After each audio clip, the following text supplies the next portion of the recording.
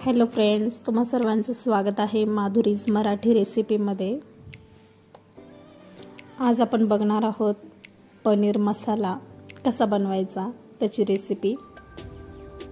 एकदम साध्या आणि सोप्या पद्धतीने कसा बनवायचा ते आज आपण बघणार आहोत। तुम्ही जर माझ्या चॅनलला अजून सबस्क्राइब केलं नसेल तर सबस्क्राइब करा, बेल आयकॉन दाबायला विसरू नका। माझे नवनवीन व्हिडिओज तुम्हाला नोटिफिकेशन येत राहतील। चला तर मग रेसिपी सुरू करूया। 2 ते 3 मीडियम आकाराचे कांदे आणि 1 टोमॅटो छान कापून स्वच्छ धुवून मिक्सरमध्ये छान बारीक करून घेऊयात। मी कांदा आणि ते टोमॅटो भाजून कधीच घेत नाही, मी डायरेक्ट कापून मिक्सरमध्ये बारीक करून आणि मग मी तेलामध्ये ते छान 5 ते 6 मिनिटं परतून घेते। कांद्याचा अजिबात वास येत नाही तेलामध्ये जर तुम्ही छान परतवले तर। आता मी तेल टाकलेले आहे 2 ते 3 चमचे। त्यामध्ये खडे मसाले, तेजपत्ता, लवंग, काळे मिरे छान तेलामध्ये परतून घेतले। कांद्याचा बिलकुलही फ्लेवर येत नाही। तुम्ही 5 ते 6 मिनिटं जर कांदा आणि टोमॅटोची पेस्ट जर छान मिक्स केली तर अजिबात करवट असं लागत नाही किंवा कांद्याचा वास देखील येत नाही।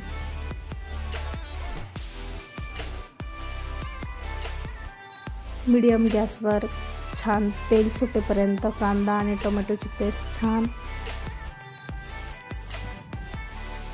परतून घ्यायची आहे। त्यामध्येच आलं, लसूण हे पण टाकून घ्यायचं, त्याची पण पेस्ट होऊन जाते। सर्व पेस्ट तेलामध्ये छान परतून घ्यायचं आहे। तुम्ही बघू शकता तेल किती छान सुटतं। छान या ठिकाणी पेस्ट भाजून घेतलेली आहे। आता आपण मसाले टाकून घेऊया। कांदा लसूण मसाला, पनीर मसाला, त्यानंतर हळद, लाल तिखट सर्व मसाले टाकून मस्त मिक्स करून घेऊयात। मसाल्यांनाही छान तेल सुटेपर्यंत आपण छान भाजून एकत्र करून घेऊयात। भाजीमध्ये ग्रेव्ही बनवताना पाणी नेहमी गरम करून वापरा, त्यामुळे भाजीला छान चव येते। मी प्रत्येक व्हिडिओमध्ये तेच सांगते की पाणी गरम करून वापरा, कारण भाजीला खूप छान टेस्ट लागते। मसाल्यांना छान तेल सुटलेलं आहे, तुम्ही बघू शकता।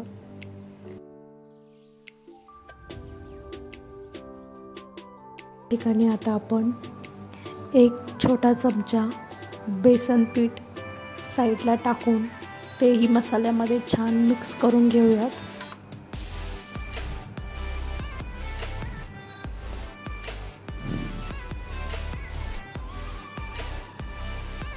बघू शकता खूप कमी प्रमाणात, म्हणजे खूप छोटा चमचा बेसन पीठ टाकलेला आहे या ठिकाणी।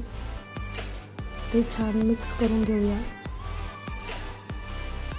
1 ते अर्धा मिनिट छान मिक्स केल्यानंतर गरम पाणी टाकून त्यामध्ये मी पनीरचे छान पीस छोटे छोटे कापून घेतलेले आहेत। मी पनीर पण तेलामध्ये फ्राय करून घेत नाही, कारण पनीर जर फ्राय केलं तर ते असं रब्बरसारखं टाईट होतं, ते मला आवडत नाही।